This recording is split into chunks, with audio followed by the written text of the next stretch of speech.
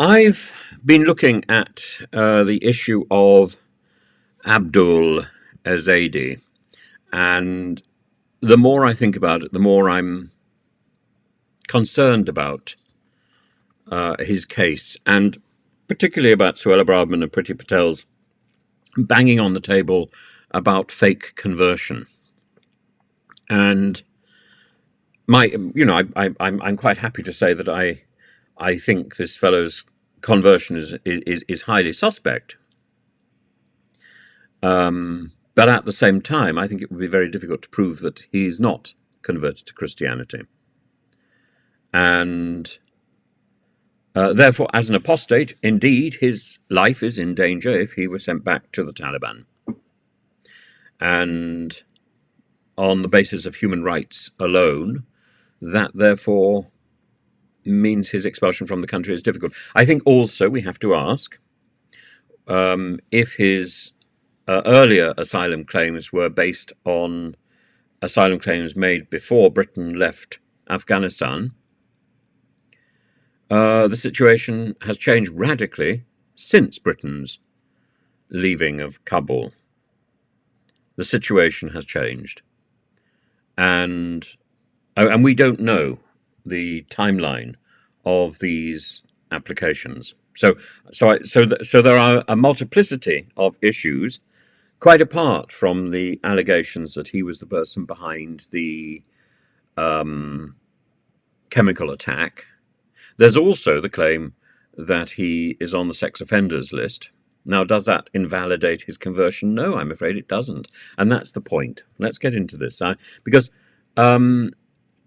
Suella Braverman would say that the motive of conversion is to queer or question the system. Now, you queering the system, yes, I think that probably is fairly dodgy. Questioning the system, that's fairly appropriate. The system needs to be questioned because the system isn't working. It's about churches, on the one hand. It's about individuals on the other. And it's about desperation all round. And the churches might even be lauded if the system is demonstrably or manifestly unfair or incompetent, and it is. But there's a difference between promoting conversion, which is, I think, called missionary activity, and encouraging fake documentation, which is called fraud.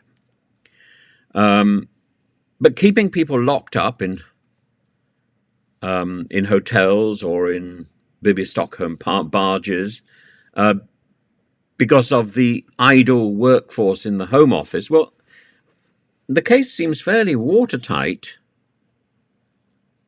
that there is an opportunity for people to promote religion as a further reason for staying in the country, even if the Telegraph and the Telegraph readers might and ah about it. I mean, let's look at it in some detail, because if you question spontaneous conversion, then you question St. Paul, one of the bedrocks of Christianity, indeed probably the founder of Christianity.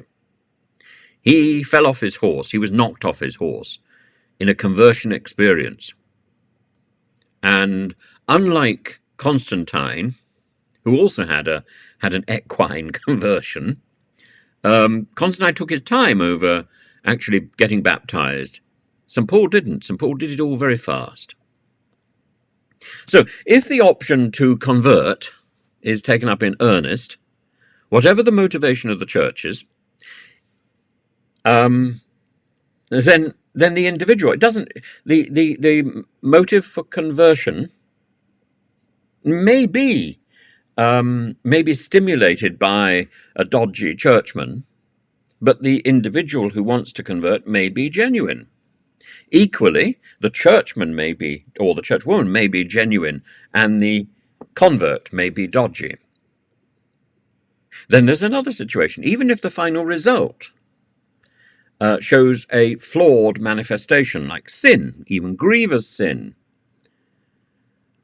then I don't think we can necessarily find fault in the individual or indeed in the church, it'd be very difficult to protest. I don't use that word lightly. It'd be very difficult to protest. This person's a sinner, and therefore he or she did not properly convert in the first place. Actually, the whole thing is that the church is made up of sinners. So Abdul Ezedi belongs quite rightly in the church. It's the place where it's the hospital, the ship of fools, go to mass, go to communion. That's the medicine for sin. And I think this comes, despite my enthusiasm for this, it comes with a number of caveats, because the candidate convert, I think, would need to have been properly instructed, despite the St. Paul reference, and to have spent a reasonable time attending such instruction. So there is an area that could be considered something that could be assessed and measured, and inspected. And then on a broad brush approach, I figure that this would probably be based on a good yearly process of instruction on a regular basis and attendance at services.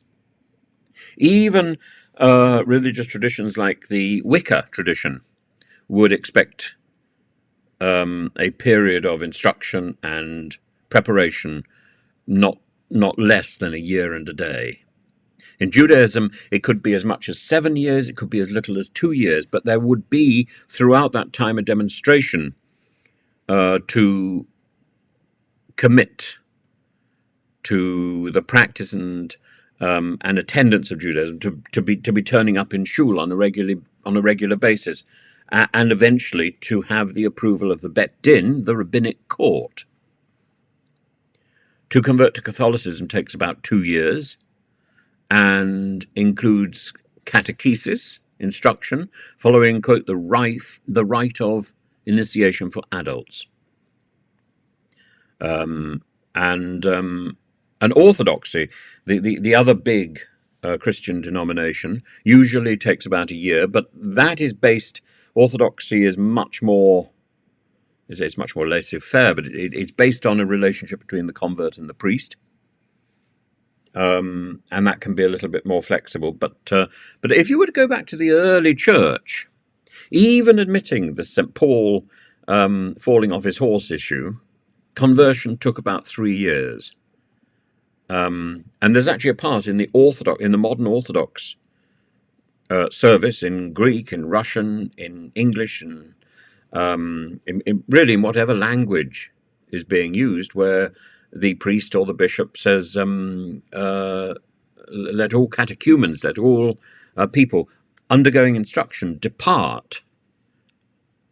Those people who are not a full part of the community are required to leave the church service, the liturgy, before the real heart of the liturgy takes place, because they're not in full communion with the congregation. Of course, today nobody actually leaves at that time. But the words are still said, because the words are preserved, because there's a tradition in the churches of the adjustment of people who are looking into the church traditions, and the time when a candidate is expected to attend services regularly, even before their full baptism and acceptance of all those traditions. There is the area of coercion. So all conversion theory is based on the principle that the conversion takes place without coercion. So Constantine, the emperor, we mentioned him earlier, who also had this equine experience, and Theodosius, both eradicated other religious traditions, other religious practices. They favored Christianity. But repressing heresy or paganism is not the same as coercing people to convert to Christianity, and they didn't. Justinian I and actually Heraclitus in the 7th century forcibly converted. I didn't try to, he did. He converted Jews to Christianity, and there was a king in Spain, who did the same sort of thing, and that tradition continued until the 16th, 17th century. Vile tradition. But this is despite all that documentation in the 4th, 5th centuries about the need about the determination not to coerce people into conversion. So one question that could be asked about Abdul Ezedi is whether or not his conversion was coerced because of the situation of being kept in this asylum limbo. Is that in itself a form of coercion? As for the fraudulent papers, as for the idea of church people being involved in fraud, in encouraging migrants to commit fraud, to engage migrants in an attempt to cheat the system and to lie, that must be wrong. Of course it must be wrong. But I think we can test this. We can say, did money change hands? Did they pay for this? Was there money or favors? And if money changed hands, if there were favors, then the fraud is clear. But if there were no favors, if there was no money, then I'm not sure that there is fraud. And as I say, the issue is because of this alleged conversion of Abdul Shakur Ezedi, the fellow still on the run for the chemical attack, and a fellow who apparently has been a convert to Christianity, and yet has been responsible for, or is allegedly responsible for, this heinous attack. Now, the problem is that his supposed conversion is not automatically, I think, eradicated by his act of terror, or indeed by whatever led him to be on the sex offenders list. There are plenty of Christians on the sex offenders list. And Christianity is the religion of the sinful, not the sinless. So it's not enough to invalidate his supposed baptism by saying, oh, look, he's been guilty of serious wrongdoing, serious sin. That means he wasn't properly baptized, or that means he didn't properly accept the principles of Christianity. No. I'm afraid that doesn't work. Christianity is about sin. And so similarly, if there was no coercion, I don't think that the participation of 40 out of the 300 migrants on the Bibby Stockholm should automatically be regarded as evidence of some sort of church fraud, no matter how brief was their instruction or their preparation for baptism. Though, as I say, I think there should be a principle that there should be a period of time. And the role of the priest, specifically in Abdul Ezedi's asylum case, in the presentation of the case, in speaking out for him, in endorsing his asylum application, is central to the issue that he was an authentic or an authentically baptized individual. So the idea that Suella Braverman should then go on and say that he is fraudulent is also to question the role of the priest. And that is indeed exactly what she's doing, and I think that's extremely dangerous. If no money changed hands, and if no one was coerced, unless we consider the detainment and incarceration itself to be a deterrent and a coercion, then it's difficult to challenge the narrative in the way that Suella Braverman and the Daily Telegraph do. Now, the Home Office says that it's got caseworkers who are equipped to look into these issues. I have my doubts based on the appalling nature of religious studies education in schools and universities, and the move away from the examination of religious texts towards more general issues of ethics and philosophy, both in themselves entertaining, both in themselves interesting, but they're far from the academic study of theology itself. The academic study of theology itself is prayer. And actually, the Home Office caseworkers accepted the statement that Abdul Ezedi had become a Christian and therefore that his life was in danger, despite the fact that various people in the comment section have said this isn't the case.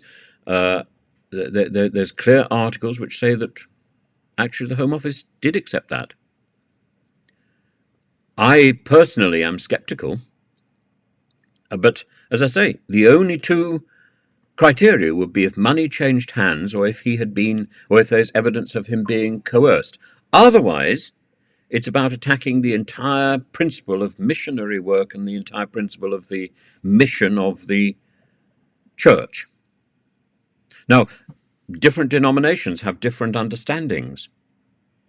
And that's why I think the legal guidelines tread very gingerly here.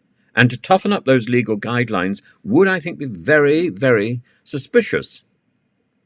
Because of the concepts described precisely by Martin Luther, by St. Augustine, and specifically by St. Paul, who fell off his horse and a week later was a devout Christian. Suella Braverman is the key here to this criticism. She talks about racketeering. That's what she calls it. She references so she's now going to stop talking about lefty lawyers, now talking about racketeering. Really, it will be racketeering rabbis, but racketeering priests. She references the sham marriages and the bogus colleges that allowed migrants to game our system. Quote, she says that today it's adults claiming to be children, Muslims claiming to be Christian, heterosexuals feigning homosexuality, healthy people alleging mental illness, economic migrants impersonating refugees fleeing persecution, arguing that they've been trafficked as slaves or masquerading as political refugees. The problem with her allegations is that they are intended as a catch-all, and it's not clear who she thinks is doing the racketeering. Is it the lefty lawyers? Is it the perverted priests? Is it the racketeering rabbis? Who is it who's doing the racketeering? I don't know. Or is it the concerned individuals who show kindness to these people in captivity, and that in itself is a form of missionary substance that these poor people want to emulate, want to embrace in a moment of desperation? These poor migrants who are locked into a limbo of hotel hell, the endless cycle, like a Dante inferno, a cycle of suspension, of quiescence, of postponement, of deference, of deference. I really thought a lot about this over the last few days, and I think the issue must be about the exchange of money. And as the Home Office becomes more restrictive, and I'm sure this is going to end up as an issue that will produce legal definitions which will get in the way of the basic principles of proselytization. I mean, there are countries where proselytization is illegal. I can remember many occasions coming across Jehovah's Witnesses and Mormons on the streets in Athens who were being arrested for proselytismos, because unless you are proselytizing to Greek Orthodoxy, it is an illegal act. So we may find ourselves in a position where that becomes a fact in modern Britain, as the Home Office becomes more aggressive, while at the same time being lethargic, limiculous, like a slug, lagging, lingering, limited in its laziness. I note from conversations that I've had today that even good schools and colleges, even universities, are increasingly pulling out of the visa sponsorship schemes because they are too complex to manage, too bureaucratic, too time-consuming, too terrifying because of the microscope of the Home Office is like Sauron is is focused on them rather than on doing the job they should be doing, which is clearing the backlog of asylum applications. And because the government would rather look on those people involved in education because they are quite well documented and see whether or not there's anything dodgy going on. Because, actually, if the government, as the government has from the time of Theresa May, throws out a student halfway through their A-levels, halfway through their exam course, because there's a question mark about their visa application, generally a bureaucratic error, they can be pretty certain that if they're in the middle of their education, they will come back. They will sort it out. They will pay the lawyers. They will sort it out. So it's a win-win situation, money all round. Let's rub our fingers with delight. No compensation because a mistake has been. Do you know, I've seen this so many times, and I went to see Andrea Leadsom. I ended up talking to Theresa May about this, and they just quoted figures about how healthy was the international intake of students. But individuals, I'm just one person, and I've seen so many students caught up in bureaucratic messes from the Home Office. And I don't think the Home Office does its job. I think the Home Office is obsessed with an easy way out and statistics,